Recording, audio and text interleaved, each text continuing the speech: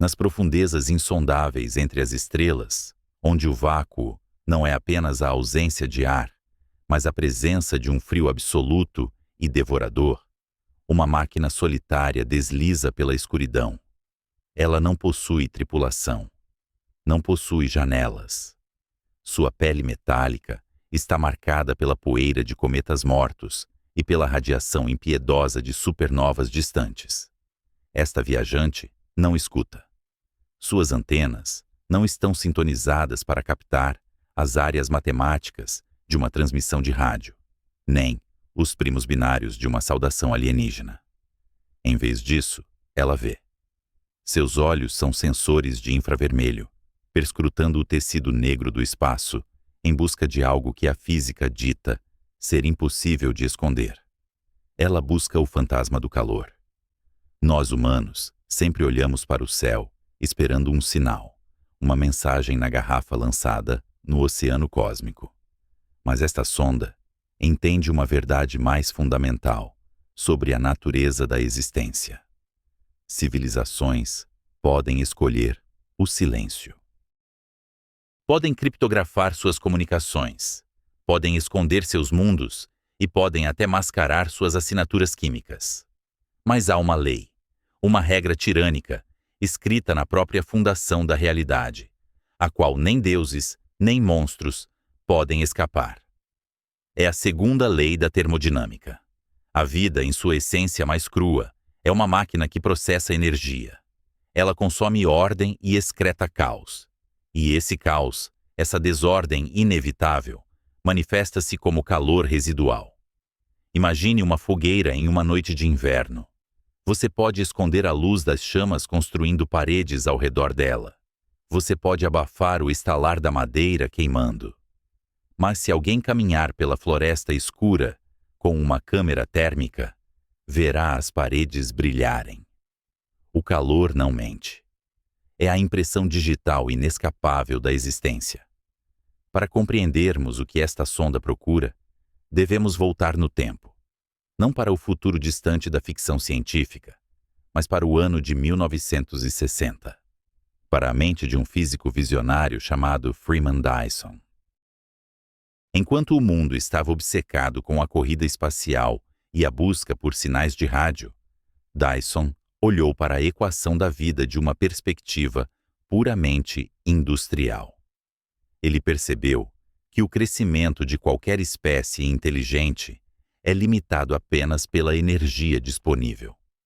A história da humanidade é, em última análise, a história da nossa capacidade de capturar a luz solar. Nossos ancestrais, amontoados em cavernas, queimavam madeira que nada mais era do que luz solar armazenada em celulose. Queimamos carvão, que é luz solar fossilizada de eras passadas. Queimamos petróleo, a luz solar capturada por plâncton antigo. Até mesmo o vento, que move nossas turbinas, é impulsionado pelo aquecimento solar da atmosfera. Somos, e sempre fomos, devoradores de estrelas. Mas Dyson viu o limite desse banquete. À medida que uma civilização cresce, sua fome de energia cresce exponencialmente. Um crescimento de apenas 1% ao ano exigiria, em alguns milhares de anos, mais energia do que o planeta inteiro recebe do Sol. Chega um momento em que a superfície de um mundo não é suficiente. Chega um momento em que a biosfera planetária se torna uma gaiola. Para sobreviver, para continuar a ascensão rumo à complexidade e ao conhecimento, uma espécie deve cometer o ato supremo de engenharia cósmica. Ela deve parar de esperar que a luz da sua estrela chegue até ela. Ela deve ir até a fonte e capturá-la inteira. Aqui entra a escala monumental, concebida pelo astrofísico soviético Nikolai Kardashev. Ele imaginou as civilizações não por sua moralidade ou filosofia, mas pelo seu consumo de watts. É uma escada de 3 degraus que define o destino dos deuses. Uma civilização do tipo Urim dominou seu planeta, controlando todos os recursos energéticos de seu mundo natal, desde os ventos até o calor do núcleo derretido. Nós, humanos, estamos balbuciando nos degraus inferiores dessa escada, ainda queimando os restos mortais de florestas antigas, sonhando em controlar o clima enquanto lutamos para não destruir nosso próprio berço. Mas a sonda que viaja no escuro procura algo muito maior. Ela procura o tipo Segunda. Uma civilização do tipo Segunda completou o impensável. Ela não se contenta com a minúscula fração de luz que atinge seu planeta, que é menos de 1/1000º da produção total da estrela. Uma civilização do tipo Seis quer tudo. Cada fóton, cada partícula carregada, cada onda de calor que emana da fornalha nuclear no centro de seu sistema. Para fazer isso, eles constroem o que hoje chamamos de esfera de Dyson. O termo esfera é enganoso, uma simplificação que evoca a imagem de uma casca sólida e rígida envolvendo uma estrela como a casca de um ovo. Mas a física, implacável como a gravidade, destruiria tal estrutura. As tensões gravitacionais despedaçariam uma casca sólida em instantes, e não haveria material no universo forte o suficiente para mantê-la coesa. A verdadeira esfera de Dyson seria algo muito mais elegante e complexo. Seria um enxame. Imagine trilhões de satélites, espelhos gigantescos e coletores solares orbitando em formações precisas e densas ao redor da estrela. Como um bando de pássaros que escurece o céu, ou como uma nuvem de gafanhotos de metal e silício, esse enxame ficaria cada vez mais denso, até que para um observador externo, a estrela desaparecesse. A luz visível da estrela, aquela radiação furiosa e brilhante, seria absorvida pelos painéis internos do enxame. Essa energia alimentaria supercomputadores do tamanho de continentes, impulsionaria naves estelares que dobram o espaço e sustentaria ecossistemas artificiais onde trilhões de seres viveriam em uma utopia pós-biológica. Mas a energia, uma vez usada, deve ser descartada. O trabalho foi feito, os cálculos foram processados, e a energia de alta qualidade degradou-se em energia de baixa qualidade. Calor. Os coletores aquecem, e para não derreterem, eles devem irradiar esse calor para o frio do espaço exterior. A estrela, antes um farol de luz branca ou amarela brilhante, desaparece do espectro visível, mas no infravermelho, ela brilha com uma intensidade furiosa. Ela se torna uma estrela escura, um farol de calor invisível aos olhos, mas gritante para os sensores certos. É isso que nossa sonda solitária procura. Ela não procura luzes na escuridão. Ela procura buracos no céu, onde as estrelas deveriam estar, mas onde só existe o brilho fantasmagórico de uma fornalha industrial em escala estelar. Ela procura o calor residual de uma civilização que engoliu seu próprio Deus. A magnitude dessa engenharia desafia a compreensão humana. Para construir tal enxame, não bastaria minerar montanhas. Seria necessário desmontar planetas inteiros. Imagine a desmontagem sistemática de Júpiter. Drones autômatos descendo na atmosfera do gigante gasoso, extraindo hidrogênio e hélio, convertendo sua massa em materiais de construção, transformando uma lua após a outra em painéis solares finos como papel, mas com milhares de quilômetros de largura. O sistema solar deixaria de ser uma coleção de corpos celestes naturais para se tornar uma única e vasta máquina integrada. Este conceito nos obriga a confrontar o paradoxo de Fermi com uma nova e inquietante perspectiva. Enrico Fermi perguntou: onde está todo mundo? Se o universo é tão velho e tão vasto, a vida deveria estar em toda parte. Talvez a resposta esteja no fato de que estamos procurando pelas coisas erradas. Estamos procurando por vizinhos que acendem fogueiras em suas varandas, quando deveríamos estar procurando por impérios que muraram suas estrelas. Talvez o universo não esteja silencioso. Talvez ele esteja zumbindo com a atividade de máquinas colossais, operando em comprimentos de onda que ignoramos ou interpretamos como poeira cósmica. O que os astrônomos do século XX catalogaram como excesso de infravermelho em certas galáxias pode não ser apenas o nascimento de estrelas em nuvens de gás. Pode ser o sinal de trânsito de uma civilização galáctica, o escapamento térmico de uma sociedade que transcendeu a fragilidade da carne e da biosfera. Mas há uma melancolia inerente a essa busca. A construção de uma esfera de Dyson representa o fim da infância natural de um sistema solar. A beleza selvagem dos planetas, os anéis de gás, os cometas errantes, tudo isso deve ser sacrificado no altar da eficiência. A natureza bruta é substituída pela arquitetura intencional. O caos geológico dá lugar à ordem tecnológica. E o que acontece com a mente que habita tal estrutura?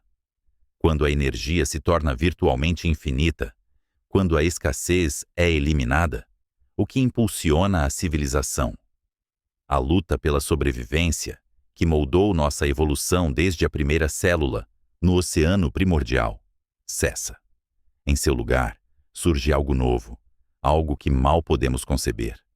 Uma existência dedicada não à manutenção da vida, mas ao processamento de informação, à simulação de universos, à arte matemática pura.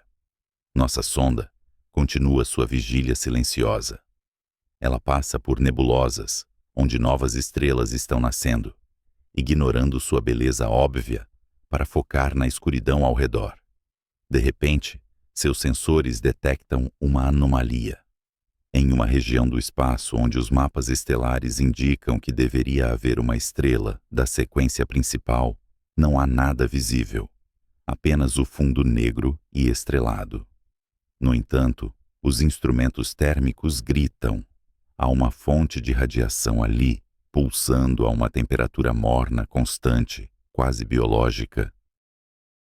O espectro não é o de uma estrela natural, com seus picos e vales caóticos. É suave, regular, artificialmente equilibrado. É o calor de algo que está trabalhando. Será que encontramos uma esfera de Dyson? Ou será apenas poeira, um disco protoplanetário enganoso, uma coincidência cósmica? A distinção entre o natural e o artificial, a essa distância, torna-se turva.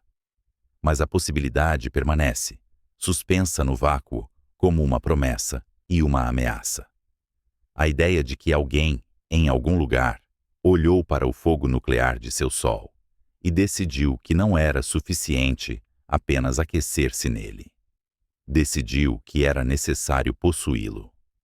Essa fome de energia é o motor da história universal. Somos apenas catalisadores termodinâmicos, destinados a converter a ordem do Big Bang na desordem fria do fim dos tempos, construindo monumentos cada vez maiores para acelerar o processo. A esfera de Dyson não é apenas uma usina de energia, é um túmulo para a estrela e um útero para o que vem depois da biologia. Enquanto a sonda ajusta sua trajetória para investigar a anomalia térmica, somos deixados com a vertigem da escala. Se uma civilização pode enjaular uma estrela, o que impede que ela enjaule uma galáxia? O que impede que ela manipule a própria estrutura do espaço-tempo para extrair energia do vácuo ou de buracos negros rotativos? A esfera de Dyson é apenas o primeiro passo para fora do berço, o momento em que a criança percebe que pode moldar o quarto onde dorme. Mas antes de sonharmos com galáxias inteiras transformadas em supercomputadores, devemos entender a física, a engenharia e os perigos mortais de tentar domar o coração de uma estrela. Como se constrói algo que tem o diâmetro da órbita da Terra? Como se mantém a estabilidade de um enxame de trilhões de espelhos? E, talvez o mais importante, o que acontece se a máquina falhar? O mistério não está apenas em saber se elas existem, mas em entender se sobreviveremos tempo suficiente para nos tornarmos os construtores. A sonda se aproxima da fonte de calor e o silêncio do espaço parece ficar mais pesado, carregado com a expectativa de uma revelação que pode reescrever nosso lugar no cosmos. O que veremos quando a escuridão for finalmente iluminada, não pela luz das estrelas, mas pelo brilho infravermelho de uma inteligência incomensurável?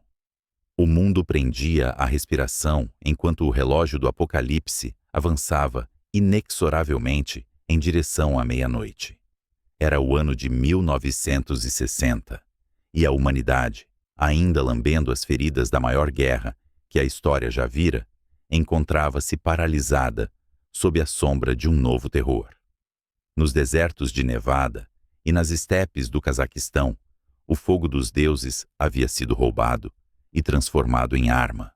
Cogumelos de poeira e destruição subiam aos céus como catedrais profanas dedicadas à nossa própria aniquilação.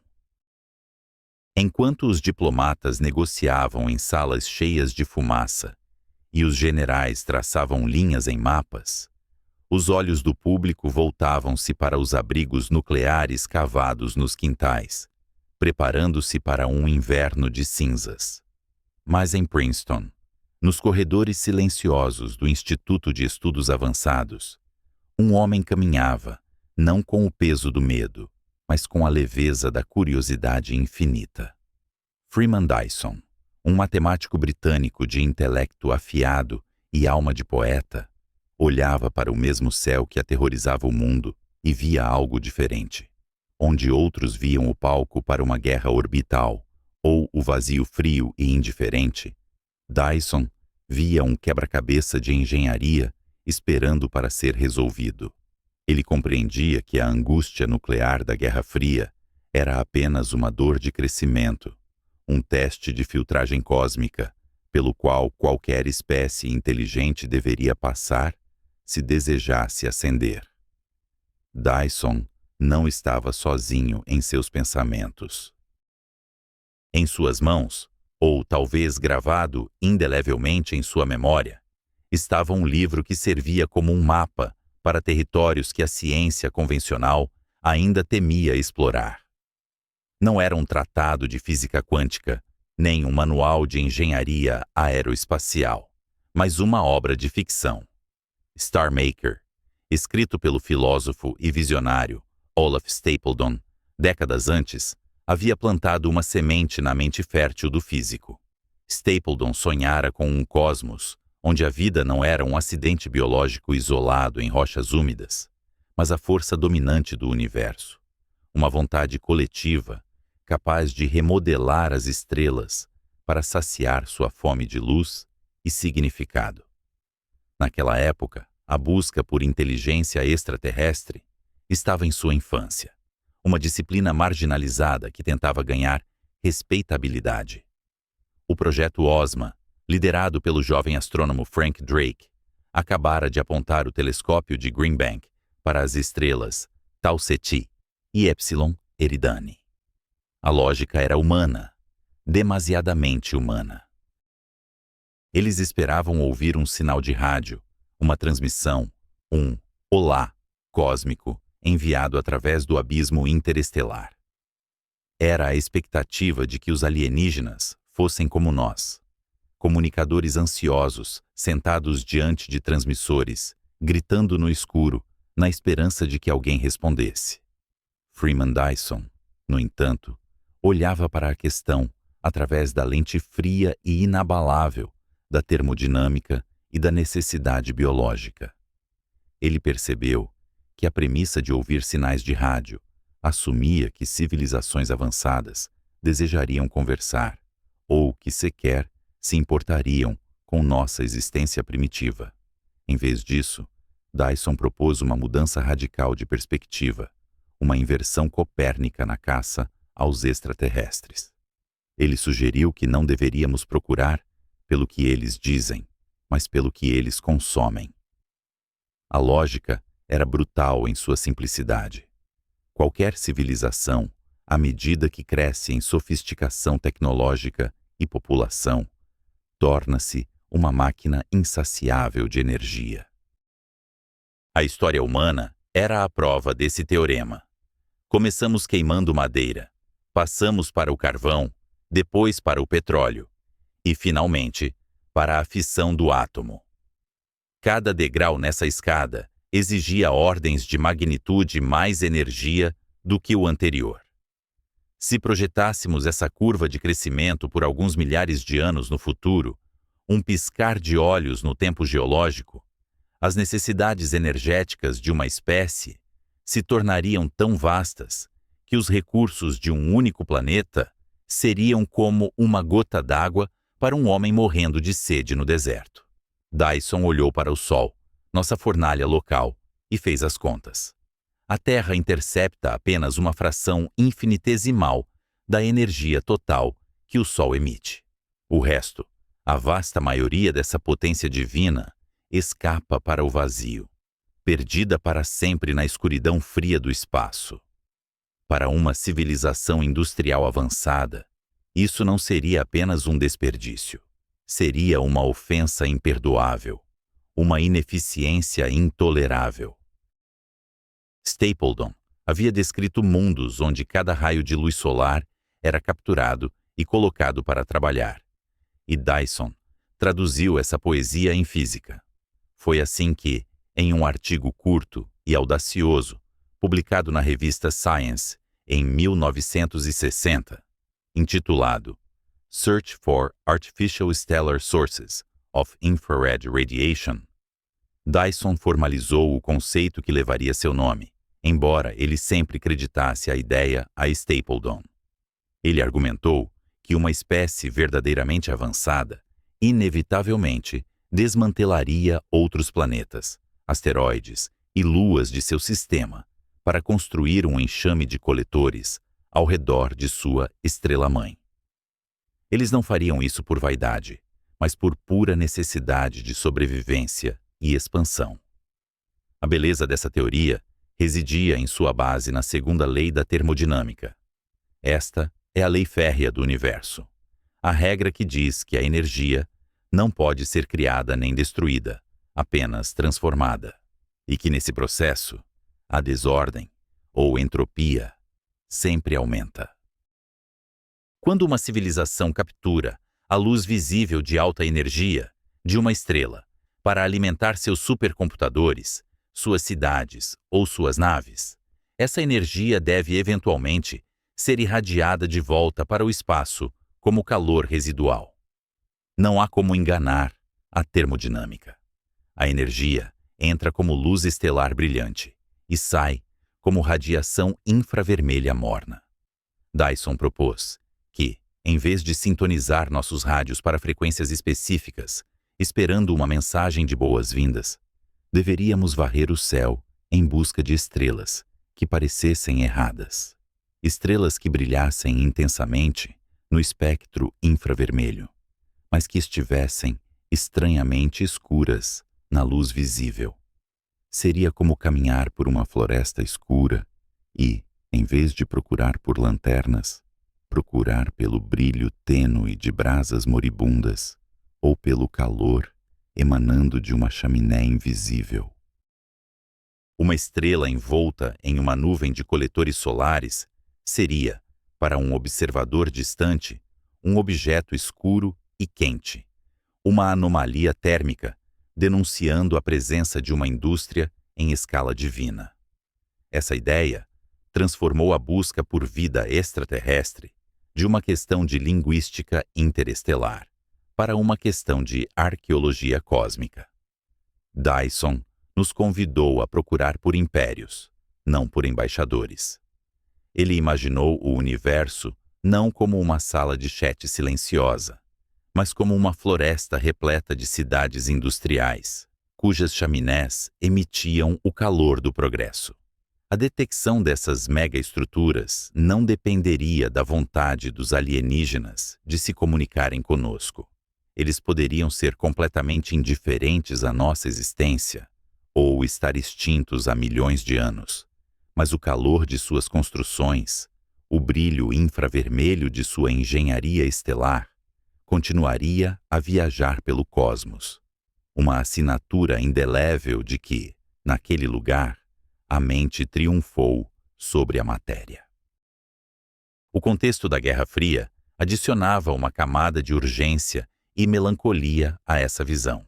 Enquanto os Estados Unidos e a União Soviética acumulavam ogivas capazes de esterilizar a Terra, a hipótese de Dyson oferecia um espelho distorcido do nosso próprio futuro. Se não nos destruíssemos, se conseguíssemos navegar pelos gargalos perigosos da nossa adolescência tecnológica, o destino final seria a dominação total do nosso ambiente estelar. A esfera de Dyson não era apenas uma hipótese científica, era uma profecia de esperança disfarçada de física teórica. Sugeria que civilizações podiam sobreviver à fase nuclear. Sugeria que elas podiam crescer para escalas que faziam nossas disputas ideológicas parecerem brigas de formigas sobre um grão de areia. No entanto, a recepção da ideia foi mista. A ficção científica, sempre rápida em adotar conceitos grandiosos, abraçou a imagem de uma casca sólida e rígida, envolvendo uma estrela, uma imagem que Dyson repetidamente tentou corrigir. Uma esfera sólida seria mecanicamente impossível, instável e propensa a se despedaçar sob as forças gravitacionais da própria estrela que tentava conter. A visão de Dyson era mais fluida, mais orgânica, um enxame, uma nuvem densa de habitats e coletores orbitando em trajetórias independentes, uma teia dinâmica tecida em torno da luz. Mas a imagem da concha sólida persistiu no imaginário popular, um monumento monolítico que obscurecia a nuance pragmática da proposta original. A década de 60 avançou, e com ela, a corrida espacial. Enquanto foguetes Saturno V rugiam em direção à Lua, levando humanos para fora do berço terrestre pela primeira vez, a mente de Dyson continuava a viajar muito além.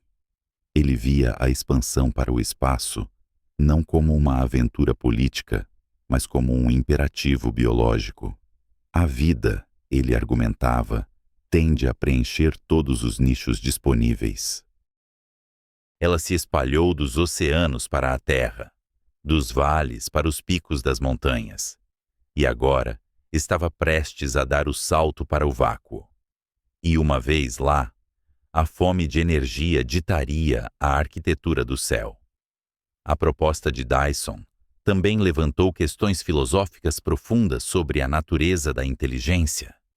Se tais civilizações existem, se impérios estelares estão colhendo a luz de suas estrelas e irradiando calor para o universo, por que ainda não os vimos?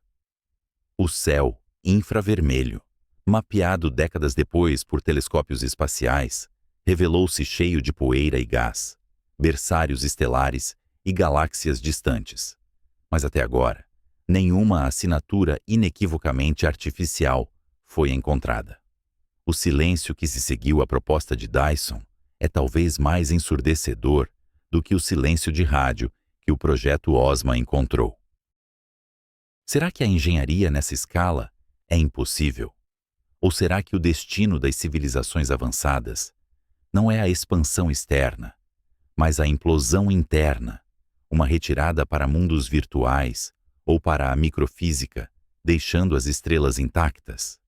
Dyson, com seu otimismo cauteloso, preferia acreditar que simplesmente ainda não havíamos procurado o suficiente, ou que não sabíamos exatamente o que estávamos vendo. Talvez a galáxia estivesse repleta de ruínas, esqueletos térmicos de impérios que floresceram e morreram muito antes de o primeiro hominídeo olhar para o céu noturno. A visão de Freeman Dyson, nos anos 60, foi um divisor de águas. Ele retirou a busca por vida das mãos dos sonhadores que esperavam por discos voadores e a colocou firmemente no domínio da astrofísica e da engenharia. Ele nos ensinou que a vida inteligente é uma força da natureza, tão potente quanto a gravidade ou o eletromagnetismo, capaz de deixar cicatrizes visíveis na face da galáxia. Ele nos mostrou que, para encontrar nossos iguais, não precisamos esperar por um telefonema. Precisamos procurar pela fumaça de suas fogueiras. Enquanto o mundo tremia sob a ameaça de destruição mútua assegurada, Dyson nos deu uma escala de tempo e ambição que transcendia o medo imediato.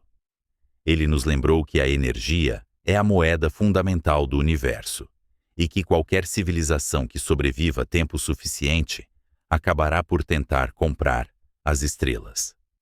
A esfera de Dyson tornou-se, assim, o símbolo final da maturidade tecnológica, o momento em que uma espécie deixa de ser passiva habitante de um sistema solar para se tornar sua arquiteta e mestre.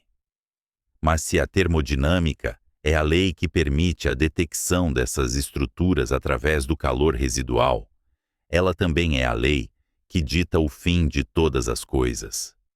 Mesmo uma civilização capaz de enjaular uma estrela não pode escapar da entropia para sempre. A energia capturada é usada, degradada e emitida, contribuindo lentamente para a morte térmica do universo. A visão de Dyson, portanto, carrega consigo uma beleza trágica.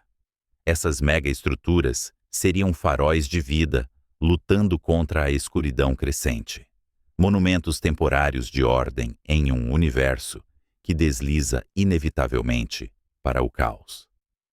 Ao olharmos para trás, para aquele período de tensão e descoberta, vemos Freeman Dyson como um profeta da era industrial cósmica. Ele uniu a frieza dos cálculos de eficiência energética com a grandiosidade da ficção de Stapledon, criando um novo paradigma para o nosso lugar no cosmos. Não somos apenas ouvintes passivos, somos construtores em potencial. E lá fora, na vasta tapeçaria da Via Láctea, talvez existam outros construtores, cujas obras são tão vastas que as confundimos com fenômenos naturais, deuses tecnológicos aquecendo suas mãos na fogueira de estrelas cativas. A questão que permanece, flutuando no vácuo entre a ciência e a filosofia, não é apenas se podemos detectar tais esferas, mas o que a existência, ou a ausência, delas nos diz sobre o nosso próprio futuro. Estamos destinados a envolver o Sol em uma teia de metal e silício, ou somos apenas uma faísca breve destinada a se apagar antes de deixarmos nossa marca no céu? Imagine a grande mancha vermelha de Júpiter. Uma tempestade anticiclônica, maior que o planeta Terra inteiro, rugindo nos céus de Amônia há séculos, observada por Galileu e temida pelos marinheiros do oceano cósmico. Para nós, criaturas presas à gravidade de mundos rochosos, Júpiter é um deus, um rei dos planetas, um sentinela gravitacional que protege o sistema solar interior de cometas errantes. Sua majestade parece intocável, sua massa imutável, uma constante eterna na valsa mecânica do nosso sistema estelar. Mas, para uma civilização que ascendeu ao nível de mestres das estrelas, para os arquitetos de uma esfera de Dyson, Júpiter não é um deus. Júpiter é uma mina. Júpiter é matéria-prima, esperando para ser colhida. Júpiter é o sacrifício necessário. Quando olhamos para as concepções artísticas populares de uma esfera de Dyson, vemos frequentemente uma casca sólida e impenetrável, um ovo de metal encapsulando a estrela, com civilizações vivendo em sua superfície interior. Esta imagem, nascida das páginas da ficção científica da Era de Ouro, é uma miragem sedutora, mas fisicamente impossível. A física, em sua tirania absoluta, proíbe tal estrutura com a mesma rigidez com que proíbe o movimento perpétuo. Considere a força da gravidade. Uma esfera sólida construída ao redor do Sol não teria peso líquido, pois a atração da estrela puxaria igualmente em todas as direções. No entanto, ela seria instável. O menor empurrão, o impacto de um asteroide ou a mera pressão do vento solar faria a esfera inteira derivar. Sem correção ativa, a casca colidiria catastroficamente com a estrela que deveria a aprisionar. Além disso, a tensão mecânica seria inimaginável. Não existe material no universo, nem mesmo nas teorias mais exóticas sobre a matéria nuclear, que possa suportar as forças de compressão e cisalhamento de uma estrutura com 300 milhões de quilômetros de diâmetro. A esfera se despedaçaria sob seu próprio peso existencial antes mesmo de ser completada. Tentar construir uma casca sólida ao redor de uma estrela é comparável a tentar pavimentar uma rodovia perfeitamente lisa ao redor do equador da Terra, usando o Monte Everest como cascalho, mas exigindo que o asfalto flutue no ar sem pilares de sustentação. A montanha deve ser moída, a rocha deve ser pulverizada, mas a forma final não pode ser uma estrada única e contínua. A física exige fragmentação. A física exige que a unidade se torne multiplicidade.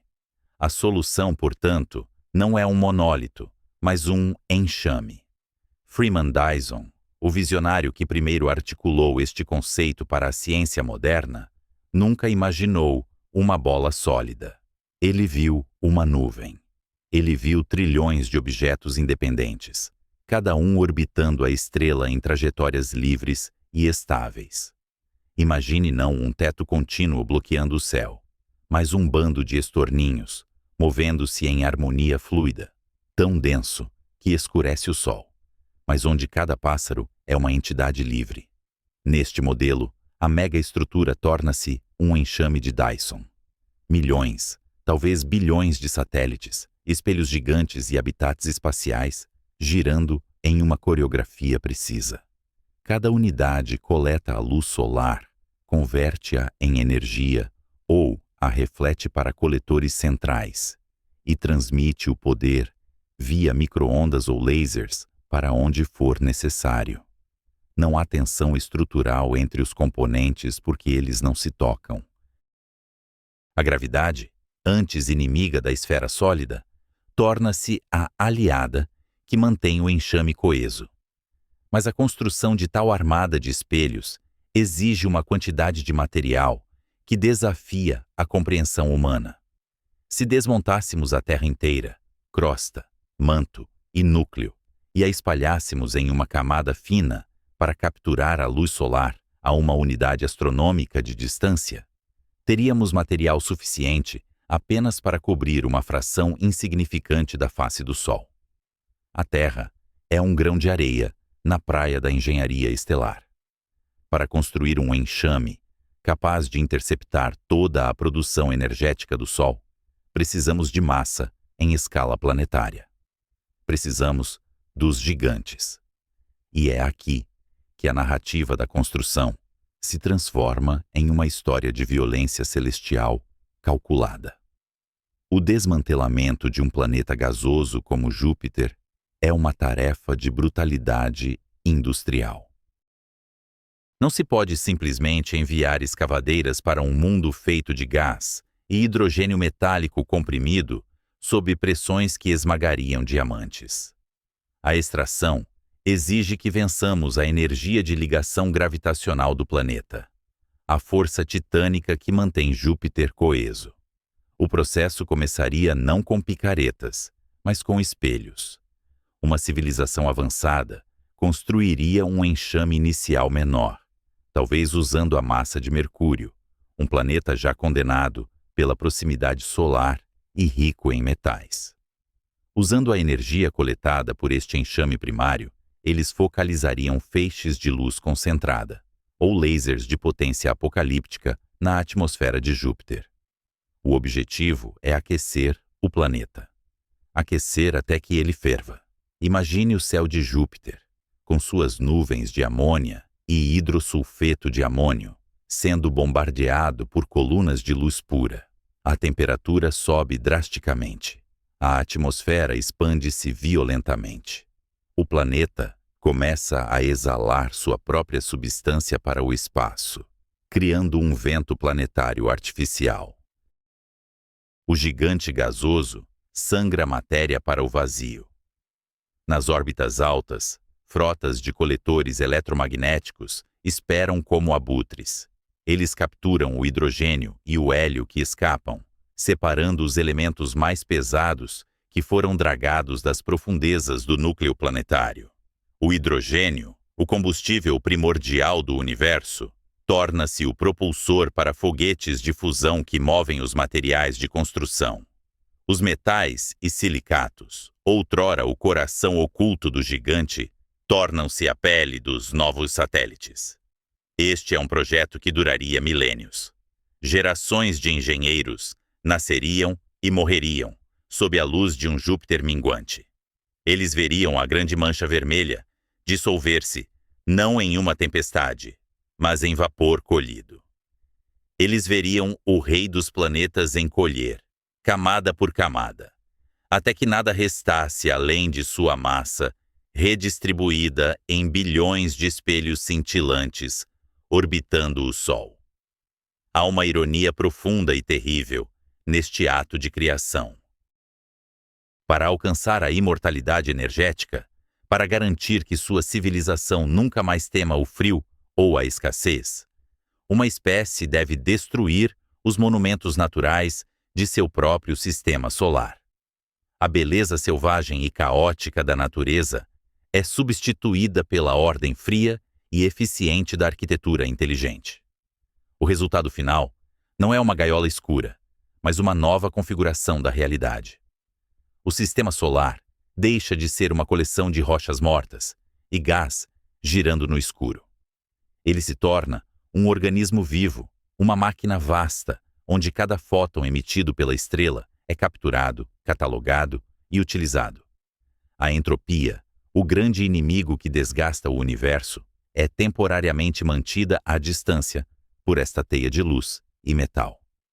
No entanto, mesmo com o desmantelamento de Júpiter, mesmo com a criação de um enxame cintilante de trilhões de mundos artificiais, surge uma questão fundamental sobre a estabilidade a longo prazo. Um enxame não é estático. As órbitas perturbam-se mutuamente. O caos é paciente. Como uma civilização mantém a ordem entre bilhões de satélites, sem que o enxame se torne uma nuvem de destroços em colisão? A resposta reside não apenas na força bruta da engenharia, mas na delicadeza da inteligência artificial, que deve reger cada movimento, cada reflexo, cada sombra projetada no vazio. A mente que controla a esfera de Dyson deve ser tão vasta quanto a própria estrutura. Seria esta inteligência ainda reconhecível como algo nascido da biologia, ou teríamos nós nos tornado os próprios deuses que desbancamos ao desmontar os céus? No vácuo gelado entre as constelações de Cisne e Lira, um sentinela solitário mantinha sua vigília silenciosa. O telescópio espacial Kepler, uma maravilha da engenharia humana lançada para perscrutar a escuridão, não buscava impérios nem deuses, mas sim sombras.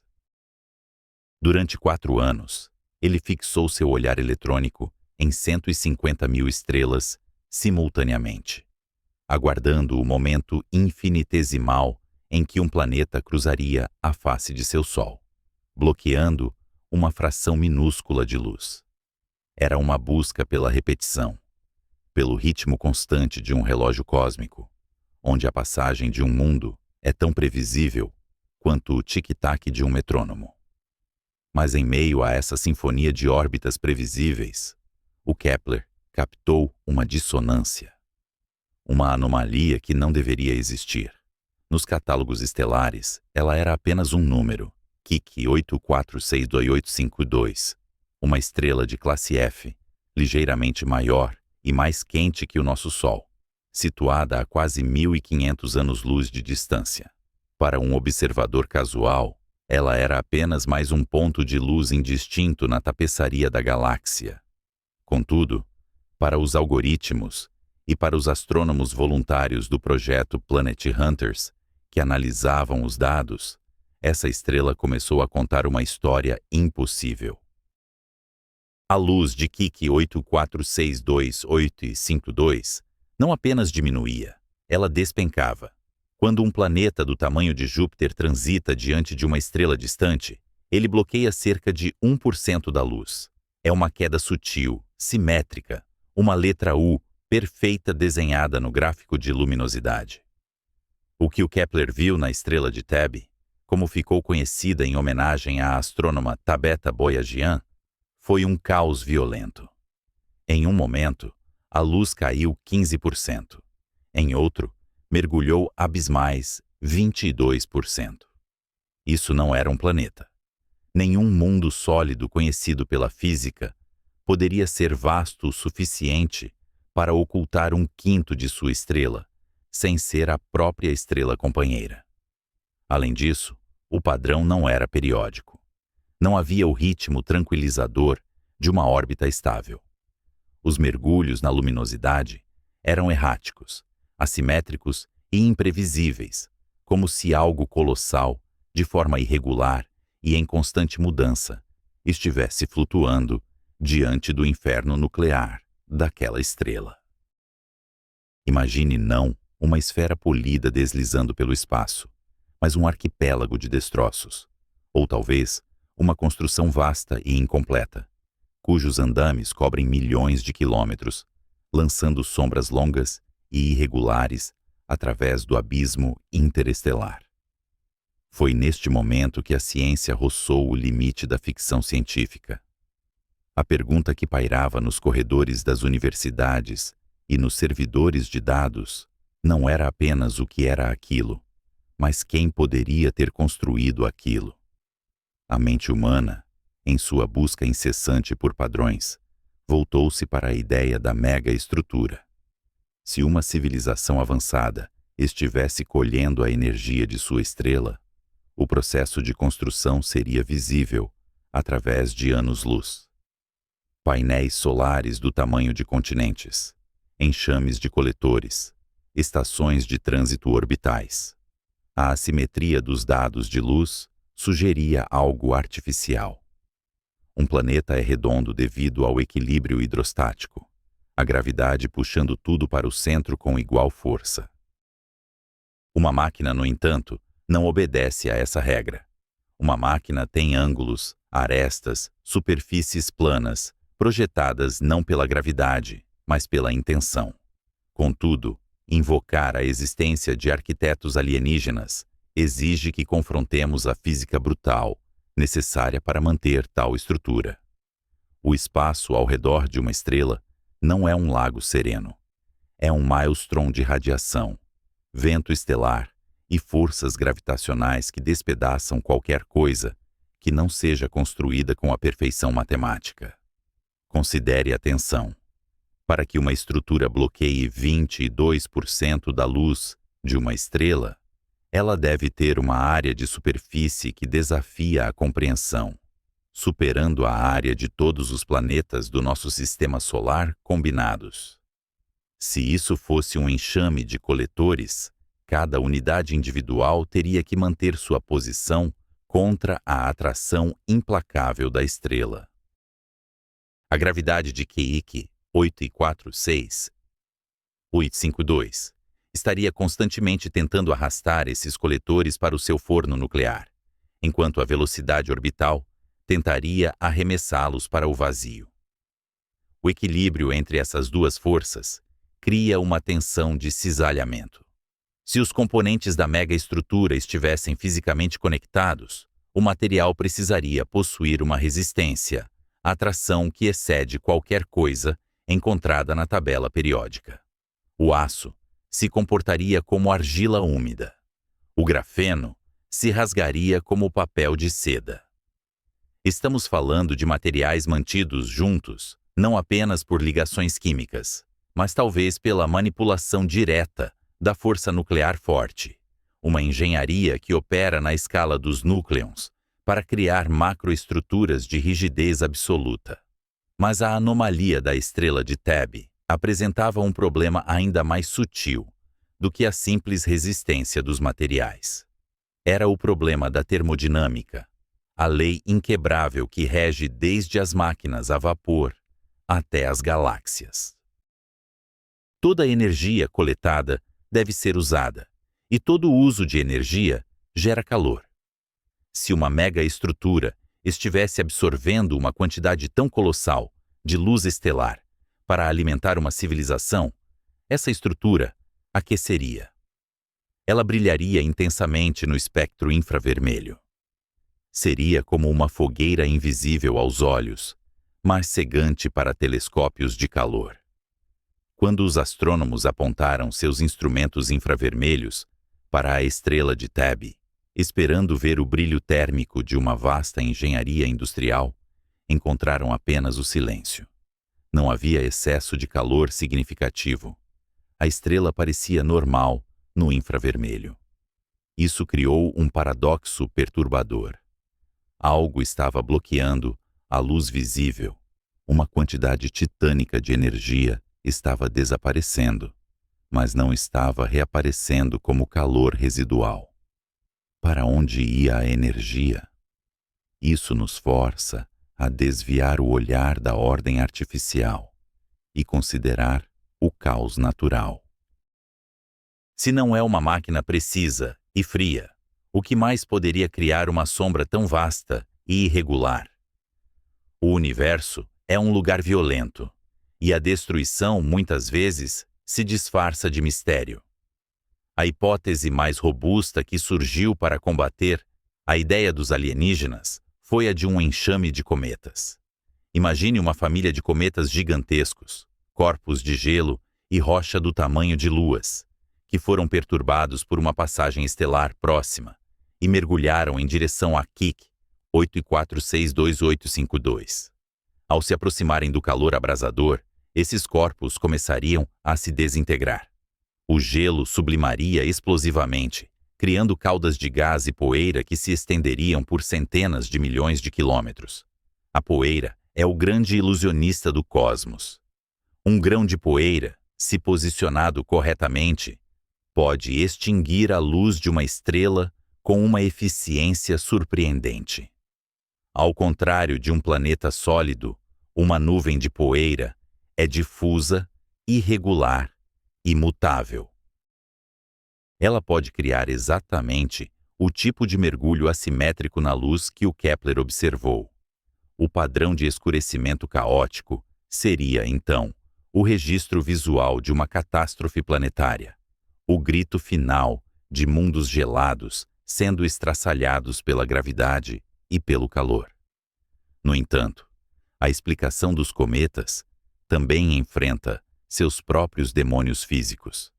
Para bloquear tanta luz, seria necessária uma quantidade de cometas que beira o absurdo, uma procissão ininterrupta de destruição que teria que ocorrer exatamente no momento em que a humanidade decidiu olhar. A coincidência temporal é desconfortável. Por que agora? Por que, nos bilhões de anos de vida daquela estrela, nós capturamos justamente o breve milênio em que um enxame de cometas decidiu morrer? Além disso, a poeira também aquece. A poeira absorve a luz estelar e a reemite como infravermelho. Embora a assinatura térmica de uma nuvem de cometas frios seja diferente daquela de uma esfera quente, ela ainda deveria ser detectável. A ausência de um sinal infravermelho forte continua a ser uma peça que não se encaixa perfeitamente no quebra-cabeça.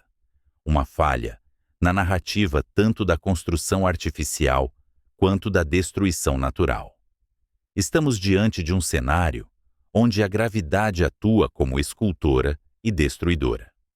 Se imaginarmos uma estrutura artificial em órbita, devemos visualizar o problema da estabilidade dinâmica. Um anel rígido ou um enxame denso em torno de uma estrela é inerentemente instável. As perturbações gravitacionais de outros planetas no sistema, ou mesmo a pressão da luz da própria estrela, introduziriam oscilações.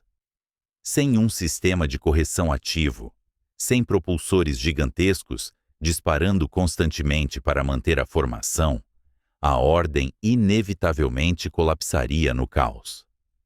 Os dados da estrela de Thebe mostram um escurecimento secular também, uma tendência de longo prazo onde a estrela parece estar ficando mais fraca ao longo de décadas, não apenas durante os eventos de mergulho abrupto. Isso sugere que o que quer que esteja lá está se acumulando ou se expandindo. Na visão da engenharia cósmica, isso poderia ser o sinal de uma construção em andamento, andaimes sendo adicionados, a esfera se fechando lentamente como uma pálpebra sobre um olho brilhante. Na visão naturalista, isso sugere um sistema em decomposição progressiva, onde os restos de uma colisão planetária estão se espalhando, sufocando a luz de sua mãe estelar. A distinção entre o artificial e o natural, a essa escala, começa a se dissolver na física pura. Uma civilização capaz de construir tal estrutura estaria manipulando a matéria em escalas que imitam os processos geológicos. Eles moveriam massas equivalentes a planetas. Eles desviariam asteroides como nós desviamos rios. A assinatura de suas ações seria indistinguível de um cataclismo natural, exceto pela intencionalidade da geometria. E é na geometria que a estrela de Thebe nos falha e nos fascina. A natureza odeia linhas retas e ângulos agudos, preferindo a curva da gravidade e a fractalidade da erosão. Os dados de luz não mostram as formas quadradas de painéis solares gigantes, mas mostram algo que não é a curva suave de um planeta. Eles mostram bordas afiadas seguidas de recuperações lentas. Mostram o perfil de algo que está sendo arrastado. Talvez a resposta não esteja na solidez da rocha ou do metal, mas na fragilidade do equilíbrio. Existem pontos no espaço, chamados de pontos de Lagrange, onde a gravidade de dois corpos se cancela, criando poços de estabilidade, onde a poeira e os detritos podem se acumular. Se Kik 84622852 possuir um companheiro planetário massivo, ele poderia pastorear nuvens de destroços troianos, mantendo-os em uma formação solta que periodicamente eclipsa a estrela. Mas mesmo essa dança gravitacional requer condições iniciais muito específicas. A verdadeira anomalia reside no fato de que, para cada explicação natural proposta, precisamos adicionar uma nota de rodapé de improbabilidade. É poeira, mas poeira com propriedades de grãos muito específicas para não brilhar no infravermelho. São cometas, mas uma armada deles como nunca vimos. É um planeta anelado, mas com anéis que oscilam de forma impossível. Por outro lado, a explicação artificial requer apenas uma suposição: que não estamos sozinhos e que a engenharia pode escalar indefinidamente. Mas essa única suposição carrega um peso filosófico e probatório infinito. Carl Sagan nos ensinou que afirmações extraordinárias exigem evidências extraordinárias, e uma sombra, por mais estranha que seja, ainda é apenas uma ausência de luz, não uma presença de inteligência. O mistério se aprofunda quando consideramos a cor do escurecimento. Em certos eventos, a luz azul da estrela foi bloqueada mais intensamente do que a luz vermelha. Corpos sólidos e opacos, como megaestruturas, bloqueiam todos os comprimentos de onda igualmente. Se você coloca uma mão na frente de uma lanterna, ela bloqueia tanto o azul quanto o vermelho. Mas a poeira fina espalha a luz azul de forma mais eficiente, permitindo que o vermelho passe, tal como o pôr do sol na Terra. Esse cromatismo nos dados foi um golpe duro na teoria da estrutura sólida. Ele sussurrou que o culpado era, de fato, microscópico e não monolítico. No entanto, a física da poeira em órbita estelar é brutal. A pressão de radiação da estrela deveria soprar essa poeira fina para o espaço interestelar em questão de meses. Para que a poeira persista e cause escurecimentos ao longo de anos ou décadas, ela deve ser constantemente reabastecida. Algo deve estar sendo moído, triturado e pulverizado continuamente em uma escala industrial ou cataclísmica. Estamos, portanto, observando uma pedreira cósmica. Seja ela operada por máquinas que devoram asteroides para construir habitats, ou operada pela mecânica celeste cega de corpos em colisão, o resultado visual é uma nuvem de detritos que desafia nossa categorização simples. A estrela de Thebe permanece como um monumento à nossa ignorância e à nossa esperança. Ela nos força a olhar para um gráfico de luminosidade e ver não apenas dados, mas a possibilidade de outros destinos. Ela nos lembra que o universo é vasto o suficiente para conter fenômenos que estão no limiar entre o caos da geologia e a ordem da tecnologia. Enquanto os telescópios continuam a monitorar Kiki 81462 e 52, esperando o próximo mergulho, a próxima sombra errática, somos deixados com a vertigem da escala. Se for natural, aprendemos que os sistemas estelares podem ser lugares de violência inimaginável, onde mundos morrem em nuvens de escuridão. Se for artificial, aprendemos que o destino da inteligência é remodelar as estrelas à sua própria imagem, transformando a fusão nuclear em combustível para ambições que não podemos sequer começar a compreender. A sombra que cai sobre a Terra, vinda daquela estrela distante, é um convite. Ela nos pede para refinar nossa física, para entender melhor como a gravidade segura os fragmentos de mundos quebrados e como a luz luta para escapar de uma gaiola, seja ela feita de poeira ou de sonhos. E se a resposta final for poeira, não devemos nos desapontar, pois a poeira é a matéria-prima de tudo o que existe, inclusive de nós mesmos e das máquinas que um dia, talvez, construiremos para envolver o nosso próprio Sol. Mas o que acontece quando a poeira assenta? O que acontece se, ao limparmos o ruído dos dados, encontrarmos um sinal que não pode ser explicado pela colisão aleatória de pedras? A fronteira entre o ruído e a mensagem é muitas vezes apenas uma questão de resolução, e nossa visão está se tornando mais nítida a cada dia. O universo pode estar cheio de ruínas silenciosas ou canteiros de obras ruidosos, e a diferença entre eles pode ser apenas o tempo que levamos para perceber que a desordem aparente é, na verdade, uma ordem complexa demais para nossas mentes primitivas. Paris, 1824. Um jovem oficial do exército francês, chamado Sadi Carnot, observa o movimento rítmico e pesado de um motor a vapor. Ele não vê apenas pistões e válvulas, nem apenas o carvão queimando para impulsionar a revolução industrial. Ele vê algo mais fundamental, uma verdade escondida na fumaça e no calor que escapa das caldeiras. Carnot percebe que a natureza cobra um imposto sobre cada movimento, sobre cada transformação de energia. Ele compreende que nunca se pode converter todo o calor em trabalho útil. Sempre, inevitavelmente, uma parte deve ser perdida para o frio do universo. Esta foi a semente da segunda lei da termodinâmica, uma regra tão absoluta que o astrofísico Arthur Eddington certa vez a chamou de a posição suprema entre as leis da natureza.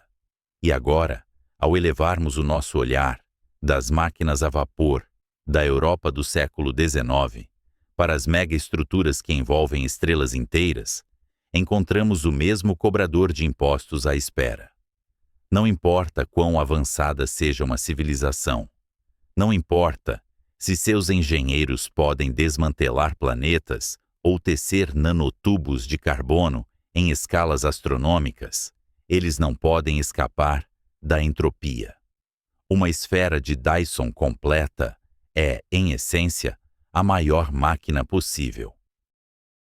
Ela captura a totalidade do fogo de uma estrela, uma quantidade de energia que desafia a compreensão humana, na ordem de trilhões de terawatts por segundo. Mas o que acontece com essa energia?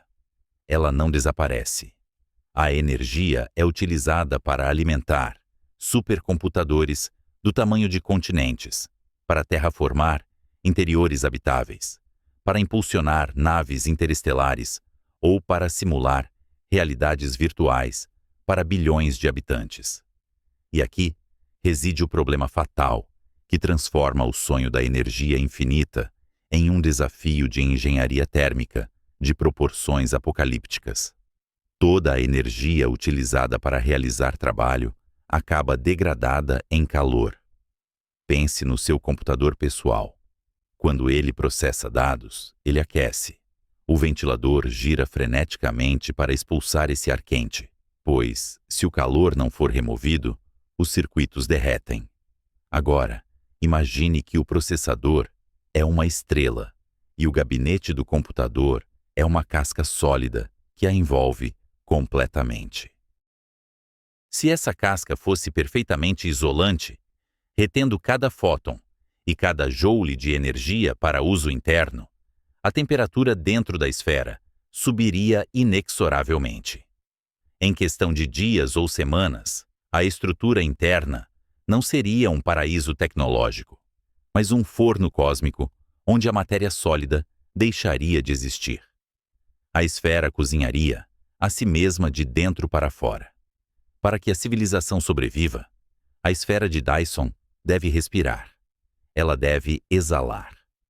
A energia capturada da estrela, que chega como luz visível e ultravioleta de alta frequência, deve eventualmente deixar a estrutura externa. Mas ela sai transformada. Ela sai cansada. Ela emerge como radiação infravermelha de baixa energia. Este é o farol no escuro. Imagine olhar para o céu noturno, não com olhos humanos, mas com olhos sensíveis ao calor, como a visão de uma víbora ou os sensores frios de um telescópio espacial. Uma estrela normal brilha intensamente no espectro visível, um ponto de luz branca ou amarela perfurando a escuridão. Mas uma estrela envolta em uma esfera de Dyson desapareceria da vista óptica. A casca bloquearia a luz. No entanto, no infravermelho, ela brilharia com uma intensidade furiosa. Seria um objeto estranho, enorme e morno, pulsando com o calor residual de uma civilização que consome a alma de seu próprio sol.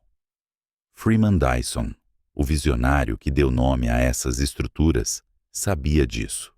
Ele não propôs que procurássemos por estruturas metálicas, mas sim por esse excesso infravermelho. Ele sugeriu que procurássemos estrelas que parecem estar se afogando em poeira, estrelas que desapareceram, mas deixaram para trás o seu fantasma térmico. É como procurar uma fogueira em uma floresta distante. Você pode não ver as chamas se estiverem escondidas atrás das árvores, mas pode ver a fumaça subindo e o brilho quente refletido nas folhas acima. A termodinâmica dita que a temperatura dessa casca externa dependeria de seu tamanho. Uma esfera construída na órbita da Terra, a uma unidade astronômica do Sol, precisaria irradiar o calor a uma temperatura próxima à da superfície terrestre, talvez 300 Kelvin. Seria um farol brilhante no infravermelho médio, inconfundível para qualquer astrônomo que soubesse onde procurar. Se a civilização decidisse construir a esfera mais longe, Talvez na órbita de Júpiter, para capturar a energia com materiais menos resistentes ao calor, a estrutura seria mais fria, irradiando no infravermelho distante, um sussurro térmico mais sutil contra o fundo cósmico de micro-ondas. Mas aqui, a narrativa científica colide com um silêncio perturbador. Nós procuramos. Lançamos telescópios espaciais como o IRAS, o WISE e o Spitzer, varrendo a abóbada celeste em busca dessas assinaturas de calor anômalas. Mapeamos milhões de fontes infravermelhas. Encontramos nuvens de poeira nascendo, discos protoplanetários girando e galáxias distantes explodindo em formação estelar. Encontramos o caos natural do universo em toda a sua glória desordenada. O que não encontramos foram as linhas retas da engenharia artificial. Não encontramos o espectro de corpo negro perfeito que indicaria uma máquina gigante convertendo luz estelar em entropia pura. Encontramos alguns candidatos, estrelas estranhas que parecem ter muita poeira ao seu redor, mas, sob inspeção minuciosa, elas quase sempre se revelam fenômenos naturais, como estrelas envelhecidas, expelindo fuligem ou colisões catastróficas entre asteroides. A ausência dessas esferas brilhantes no infravermelho lança uma sombra longa sobre as nossas esperanças. Se a física permite, e se a energia é a moeda fundamental da sobrevivência, por que a galáxia não está iluminada como uma árvore de Natal no espectro infravermelho? Onde estão os impérios estelares? Isso nos leva a contemplar o paradoxo de Fermi, sob uma luz nova e aterrorizante. Talvez a dificuldade não esteja na engenharia. Talvez empilhar matéria para fechar uma estrela seja a parte fácil. O verdadeiro desafio pode ser sobreviver ao desejo de fazê-lo. Entramos no território do grande filtro. Este conceito sugere que existe uma barreira evolutiva, um obstáculo tão improvável de ser superado que impede praticamente toda a vida de atingir o estágio de colonização galáctica.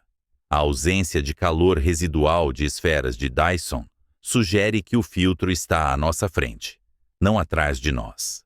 Considere a natureza de uma espécie que teria a ambição de capturar uma estrela. Ela precisaria de um impulso insaciável por crescimento, uma fome de recursos que nunca cessa. É o mesmo impulso que leva uma bactéria a consumir todo o açúcar em uma placa de Petri, até se afogar em seus próprios dejetos. É o mesmo impulso que nos levou a queimar florestas e extrair petróleo.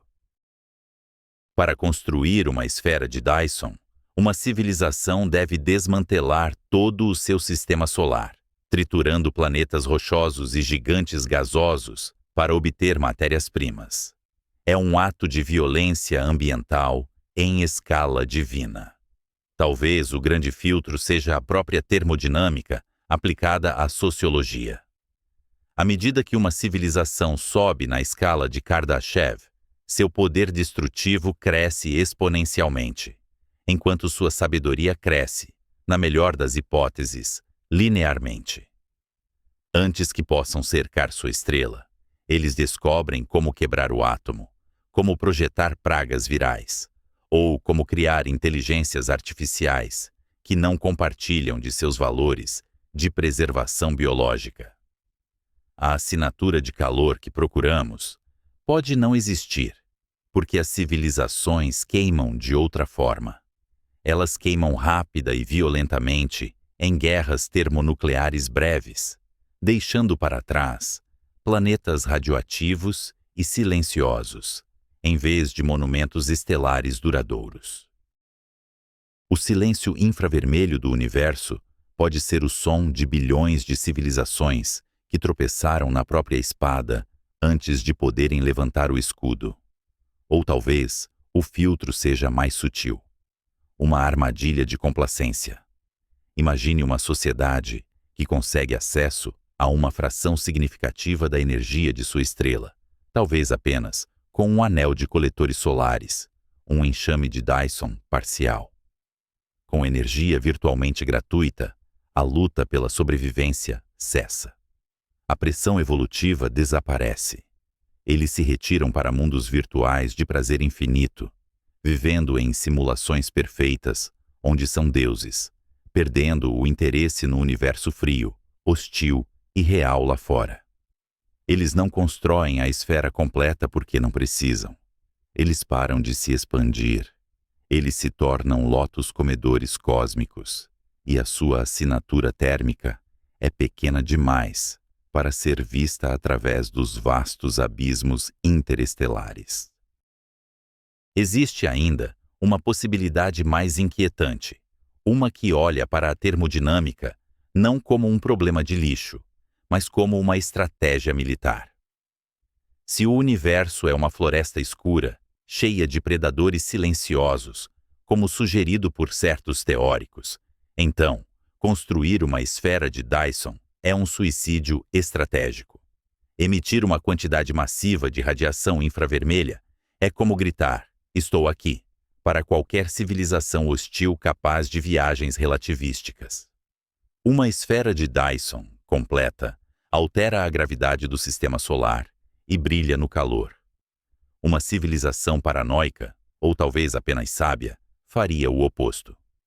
Eles usariam sua tecnologia para ocultar a estrela, para direcionar o calor residual em feixes concentrados apontados para o vazio, longe de observadores curiosos, ou usariam conversores de entropia exóticos que operam perto do limite teórico de Landauer, minimizando o desperdício térmico a níveis quase indetectáveis. Eles estariam lá, camuflados na noite, observando-nos procurar por faróis que eles apagaram há milênios. Mas a física teimosa de Carnot e Boltzmann permanece. A dissimulação perfeita é impossível. A entropia deve aumentar. Mesmo os lasers de resfriamento mais avançados ou os sumidouros de calor multidimensionais deixariam uma cicatriz no tecido da realidade, uma distorção que olhos suficientemente atentos poderiam perceber. E nós ainda não vimos nada. A visão de uma esfera de Dyson brilhando no infravermelho é, portanto, uma imagem de triunfo e tragédia. É o triunfo da engenharia sobre a matéria, a vitória final da vida sobre a escassez.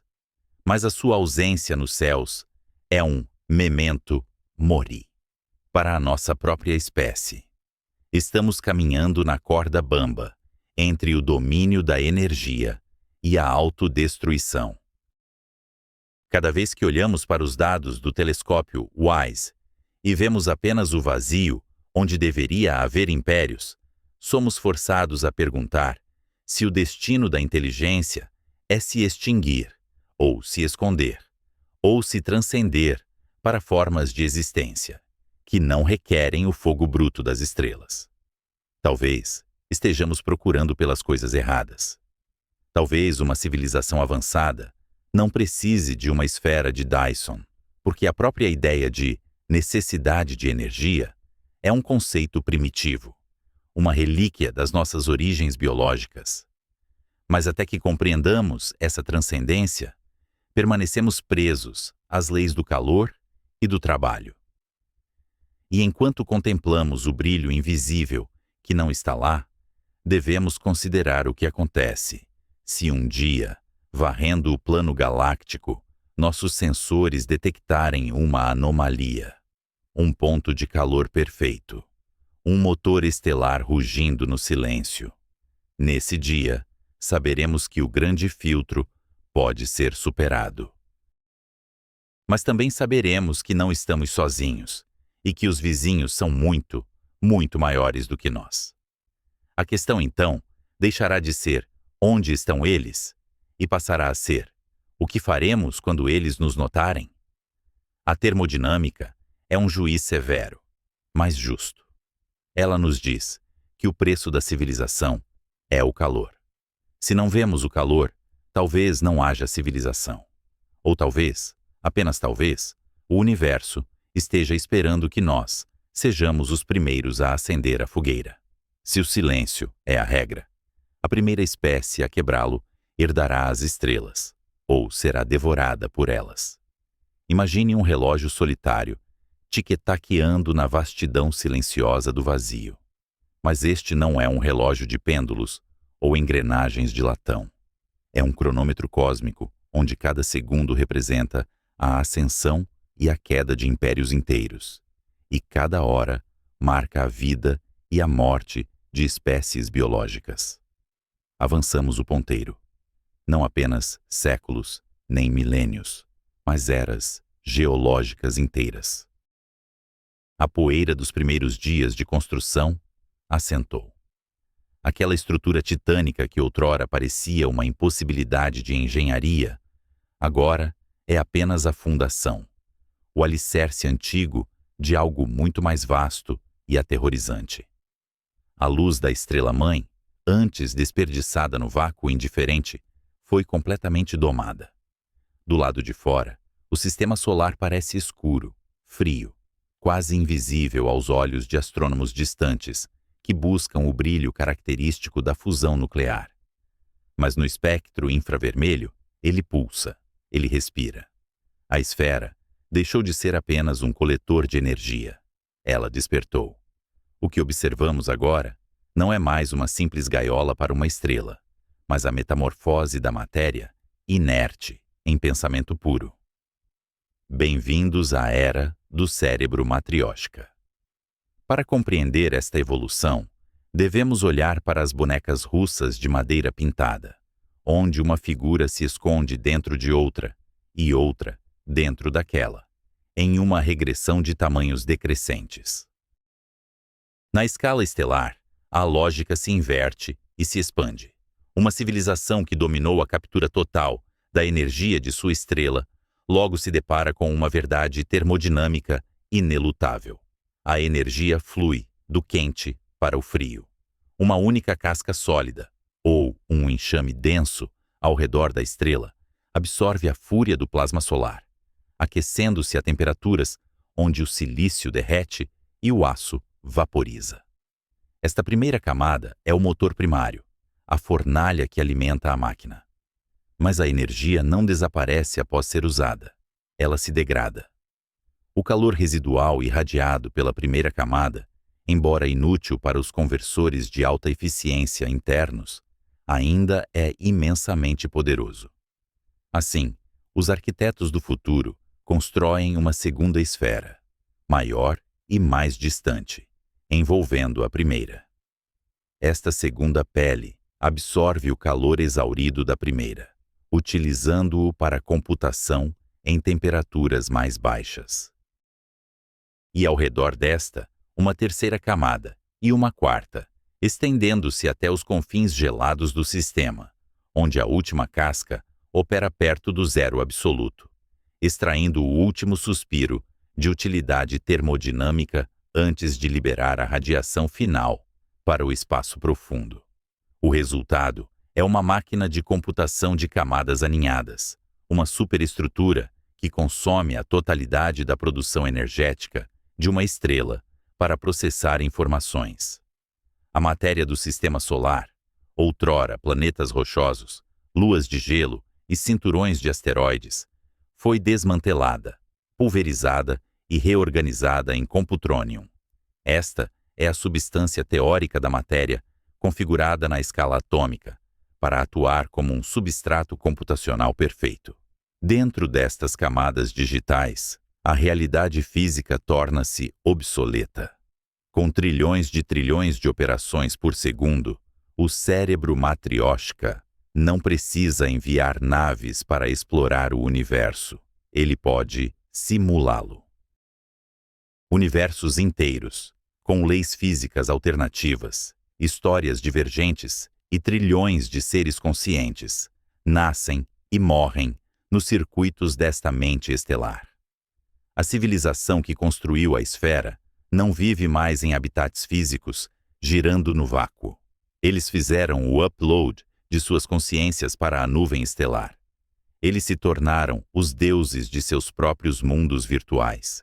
vivendo em um paraíso de dados, onde a escassez é um mito e a imortalidade é apenas uma questão de armazenamento de memória.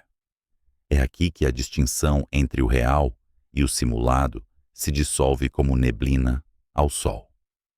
Se uma mente simulada sente amor, dor e a passagem do tempo com a mesma fidelidade de uma mente biológica, qual é a diferença?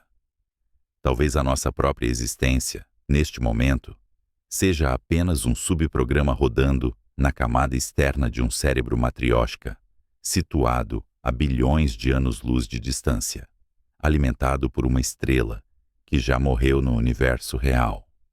Contudo, mesmo deuses digitais precisam temer o mundo físico. A estrela no centro da máquina não é eterna, e a galáxia é um lugar violento. O braço espiral onde o sistema reside pode estar derivando em direção a uma região de formação estelar densa, onde supernovas explodem com a regularidade de minas terrestres em um campo de batalha. Ou talvez, em sua órbita galáctica de 200 milhões de anos, o sistema esteja prestes a passar por uma nuvem de gás molecular que arrastaria a esfera, desestabilizando sua delicada dança gravitacional. A imobilidade é uma sentença de morte. Para sobreviver às eras cósmicas, a esfera não pode ser apenas uma fortaleza. Ela deve se tornar um veículo. Entra em cena o conceito do propulsor Shkadov. Imagine um barco à vela no oceano calmo. O vento é invisível, mas sua pressão empurra o tecido e move o casco pesado. A luz, como o vento, exerce pressão.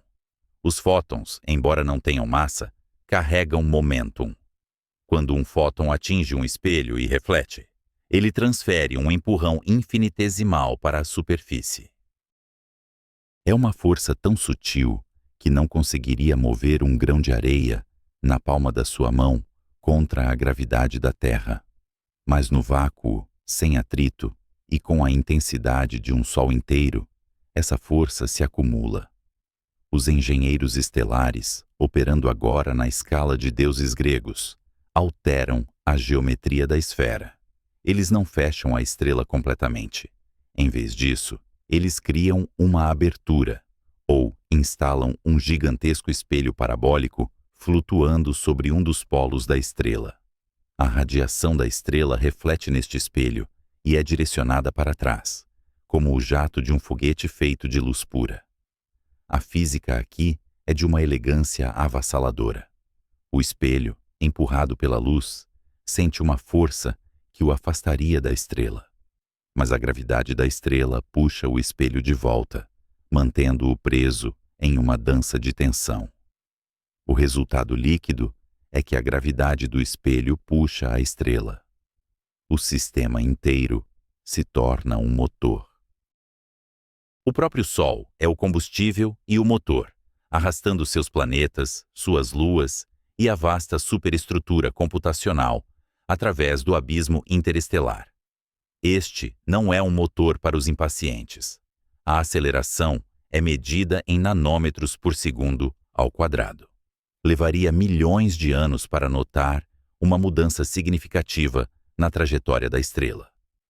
Mas para uma civilização imortal, vivendo dentro da simulação, o tempo é um recurso abundante.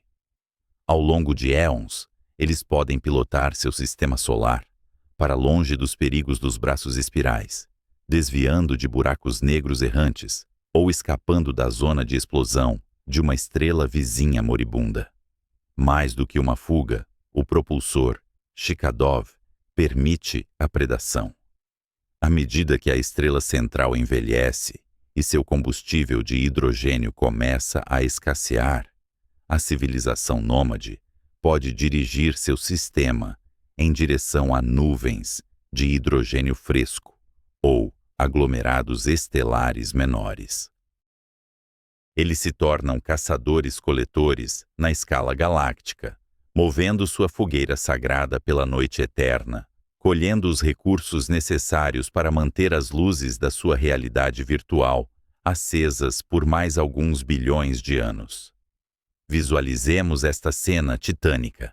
Do lado de fora, no espaço profundo, veríamos um objeto estranho, uma estrela que se move de forma antinatural, violando as curvas keplerianas esperadas. Um olho brilhante de radiação concentrada, cortando a escuridão, empurrando uma esfera de matéria escura que abriga trilhões de almas, sonhando sonhos elétricos. Mas há um limite para tudo, até mesmo para a engenharia estelar. A manipulação da matéria e da energia nesta escala atrai a atenção da própria estrutura do universo. A densidade de informação dentro de um cérebro matriótica aproxima-se perigosamente dos limites impostos pela física quântica e pela gravidade. O princípio de Landauer dita que o apagamento de informação gera calor, e há um limite para o quanto de calor pode ser dissipado antes que o sistema entre em colapso ou derreta. Além disso, a eficiência máxima de um computador é limitada pela constante de Planck e pela velocidade da luz. Quando uma civilização atinge este ápice, quando cada fóton é contabilizado e cada átomo é parte de um circuito lógico, eles se deparam com a barreira final. Eles não podem crescer mais em potência bruta sem colapsar em um buraco negro sob sua própria densidade de informação. Este é o limite de Bekenstein, a fronteira onde a informação e a gravidade se tocam e se confundem. Neste estágio de evolução suprema, a civilização enfrenta uma escolha existencial. Continuar expandindo significa consumir galáxias inteiras, transformando toda a matéria bariônica visível em processadores, transformando o universo em uma máquina pensante fria e silenciosa. Ou talvez eles olhem para dentro, mergulhando cada vez mais fundo nas microestruturas do espaço-tempo, buscando uma saída, uma maneira de transcender a morte térmica que aguarda no fim de todas as coisas. A esfera, agora um motor nômade e um cérebro divino, navega solitária pelo vazio que se expande cada vez mais rápido. As outras estrelas estão se afastando, fugindo além do horizonte cósmico, à medida que a energia escura estica o tecido da realidade. A solidão torna-se absoluta, e dentro da máquina, nas simulações douradas de um passado idealizado, os habitantes talvez nem percebam que o universo lá fora está esfriando. Eles substituíram a natureza pela arquitetura. Substituíram o caos da evolução biológica pela certeza da evolução algorítmica. Mas ao transformar sua estrela em um motor e sua matéria em mente, o que eles sacrificaram? Será que a consciência, separada da luta pela sobrevivência na carne e no sangue, mantém seu significado? Ou será que o cérebro matriótica, em sua onisciência calculada, eventualmente chega à única conclusão lógica que resta para uma mente que já pensou todos os pensamentos possíveis? Enquanto o sistema solar viaja como uma nave solitária pela noite galáctica, escapando da morte das estrelas vizinhas, ele se dirige inexoravelmente para o mistério final. Pois mesmo a energia infinita de uma estrela capturada não pode deter a entropia para sempre. A bateria vai acabar. O motor vai parar. E quando as últimas luzes se apagarem nas camadas mais internas da esfera, o que restará daquela vasta biblioteca de experiências, amores e conhecimentos acumulados ao longo de eras? Será que eles encontraram uma maneira de escrever suas memórias no próprio vácuo? Ou tudo se dissolverá no esquecimento como lágrimas na chuva cósmica? Nas profundezas de uma caverna paleolítica, há 200.000 anos, uma mão suja de fuligem risca uma pedra de sílex contra outra. A faísca salta, efêmera e violenta, e pela primeira vez a escuridão recua diante da vontade humana. Aquele fogo primitivo não era apenas calor ou proteção contra os predadores que rondavam à noite. Era uma profecia. Naquela pequena dança de chamas alaranjadas, nossos ancestrais estavam, sem saber, manipulando a mesma essência que queima no coração das estrelas. Eles haviam capturado um fragmento do Sol e o trouxeram para a Terra. Desde aquele momento, a história da nossa espécie tem sido uma longa e desesperada marcha em direção a fogueiras cada vez maiores, buscando saciar uma fome que cresce exponencialmente com a nossa inteligência. No entanto, ao olharmos para as nossas metrópoles cintilantes, esses vastos oceanos de luz elétrica que apagam as estrelas do céu noturno, testemunhamos uma verdade inquietante. Não evoluímos tanto quanto gostamos de acreditar. A civilização humana, em todo o seu esplendor tecnológico, ainda se comporta como um organismo fetal, preso dentro de um ovo, consumindo os nutrientes deixados para trás por eras passadas. A energia que move nossos carros, que acende nossos computadores e que impulsiona nossa indústria, não é nada mais do que luz solar fossilizada. O carvão, o petróleo, o gás natural são apenas os fantasmas de verões antigos, a energia de dias ensolarados do período carbonífero, capturada por samambaias gigantes e enterrada sob o peso do tempo geológico. Estamos queimando a herança da terra. Estamos devorando as paredes do nosso próprio berço para nos mantermos aquecidos. E como qualquer recurso finito em um sistema fechado, essa despensa está se esvaziando.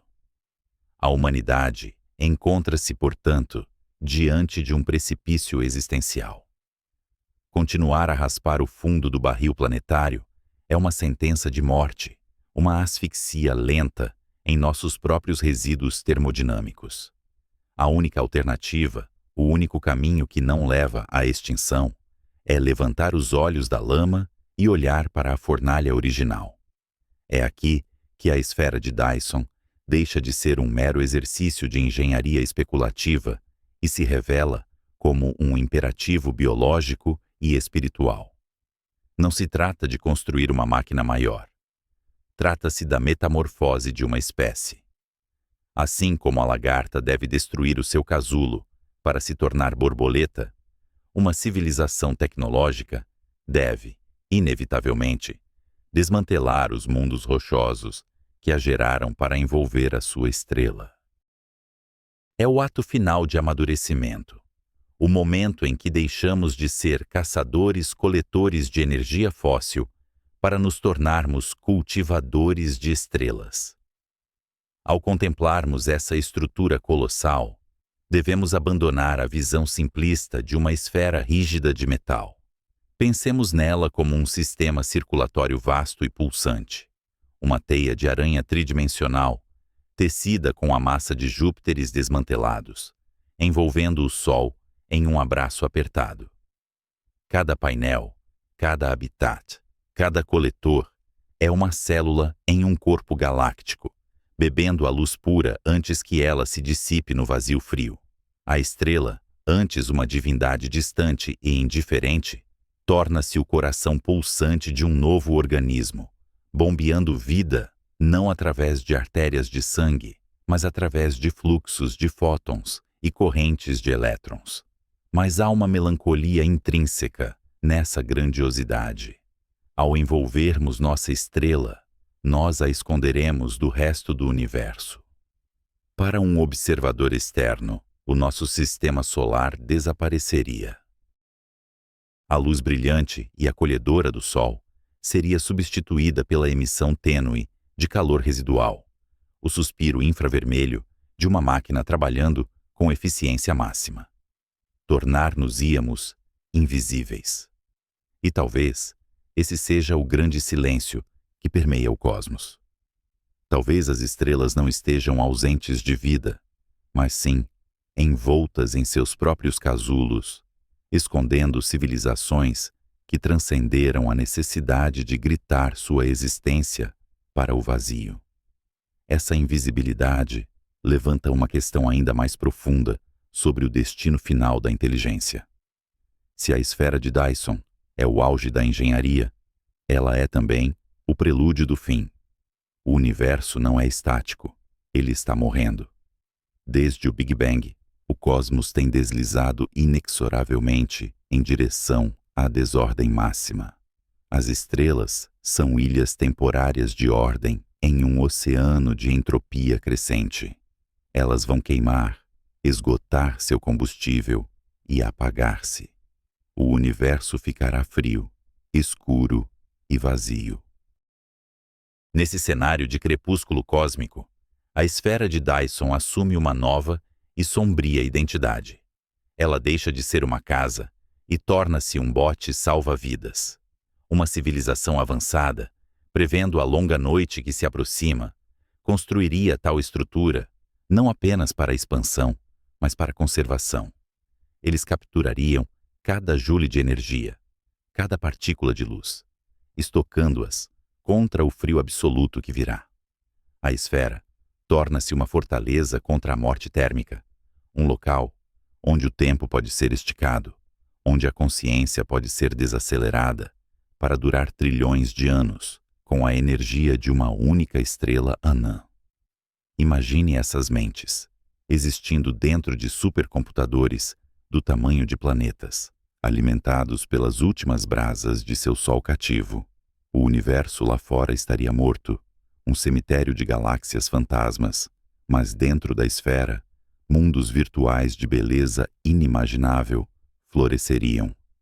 Eles viveriam em simulações eternas, sonhando sonhos de luz, enquanto a realidade física se desintegra em pó. A esfera de Dyson torna-se, assim, o túmulo definitivo, um monumento fúnebre colossal, flutuando no abismo, preservando a memória de que, uma vez, houve vida, houve paixão, houve pensamento naquele lugar. Essa perspectiva muda fundamentalmente a nossa relação com o céu noturno. Quando olhamos para a escuridão entre as estrelas, não estamos vendo apenas o vazio.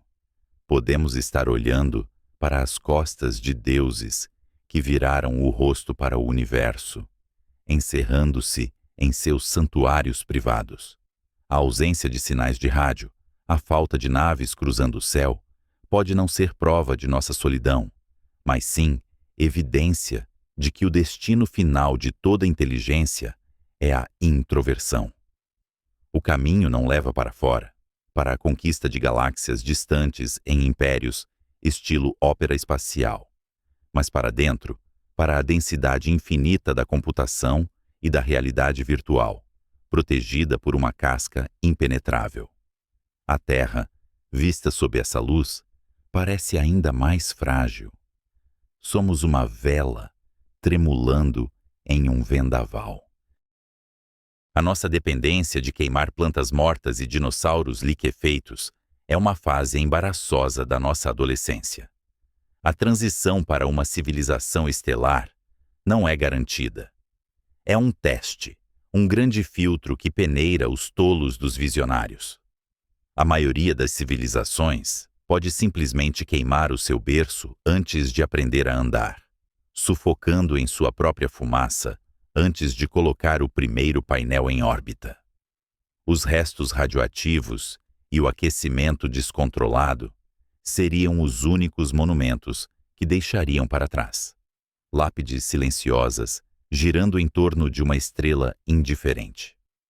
Contudo, se tivermos a sabedoria para sobreviver aos nossos instintos mais primitivos, se conseguirmos domar a ganância e a miopia, o futuro que nos aguarda é de uma magnitude que desafia a compreensão. A matéria do sistema solar, hoje dispersa em asteroides estéreis e luas geladas, é a argila com a qual moldaremos o nosso destino. Desmantelar Mercúrio para construir espelhos, minerar os gigantes gasosos para alimentar a fusão, tudo isso é apenas o começo da nossa longa jornada de arquitetos cósmicos. A esfera de Dyson representa a vitória final da mente sobre a matéria. É a afirmação de que o universo não precisa ser um lugar hostil e aleatório, mas pode ser moldado, cultivado e transformado em um jardim de inteligência. Ela nos diz que não somos meros espectadores de um drama cósmico, mas sim os potenciais diretores do ato final. A luz que hoje escapa do Sol, perdendo-se para sempre na vastidão fria, é um recurso desperdiçado, uma oportunidade perdida de sustentar um pensamento, um amor, uma descoberta. Estamos, portanto, diante de uma escolha binária, tão fundamental quanto a gravidade. Podemos permanecer no berço, limitados e vulneráveis, esperando que o tempo ou a nossa própria imprudência nos apague. Ou podemos ousar o impossível. Podemos aceitar que a nossa função no universo é sermos os guardiões da luz, os construtores de eternidade que desafiam a própria entropia. Olhe novamente para o Sol. Sinta o calor em sua pele. Não é apenas clima. É poder bruto, não diluído. É o convite mais antigo da natureza. Um dia, aquela estrela não brilhará sobre prados verdes e oceanos azuis, mas sobre uma vasta arquitetura de nossa própria criação. Uma máquina viva que abriga trilhões de descendentes, herdeiros daquela primeira faísca na caverna. Eles olharão para os registros antigos, para a época em que a humanidade temia o escuro e queimava pedras para se aquecer, e verão o início de sua glória. Ou talvez não haverá ninguém para olhar. Talvez a esfera nunca seja construída, e a luz do Sol continuará a derramar-se no vazio, iluminando apenas a poeira de um mundo que poderia ter sido tudo, mas escolheu ser nada. O universo não espera. A entropia não negocia. A janela de oportunidade para dar o salto, para converter a matéria morta em pensamento vivo, é estreita na escala do tempo cósmico. A questão que paira sobre nós, enquanto a Terra gira silenciosamente em sua órbita, não é se a tecnologia é possível. A física permite. A engenharia é concebível. A questão é se possuímos a vontade, a visão e a coragem para nos tornarmos algo mais do que pó estelar consciente de sua própria mortalidade. Seremos nós, os construtores da esfera, ou os fósseis do futuro?